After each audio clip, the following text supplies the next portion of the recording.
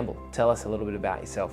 So my name's Campbell Higgins and I go to night church here at St James. I was in the Navy for 6.5 years, during which time I sustained a pretty significant injury, and now that I'm out of the Navy I'm working towards as much recovery as possible and trying to build a fantastic life.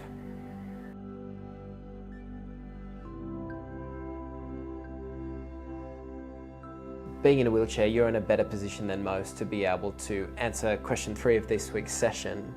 I mean, what would have things been like for the man in this passage, both practically and emotionally? This man would be living one of the hardest lives that anybody could live at that time. Practically, he's stuck in one spot due to he's paralysed and must be sitting on his mat.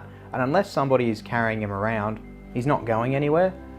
And this is massively emotionally taxing on any individual, particularly one who is now reliant on other people's charity and kindness to help him interact with society.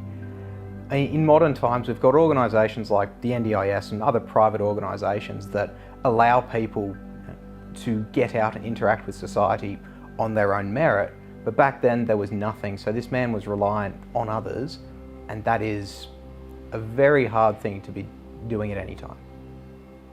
Campbell, what do you love about Jesus and what we see about Jesus in this week's Bible passage?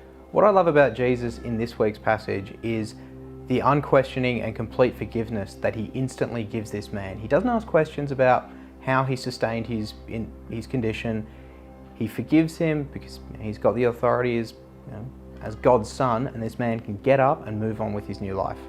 We see some pretty amazing outcomes for the man in this week's passage. You know, he's healed, he's forgiven. What are your hopes for the future?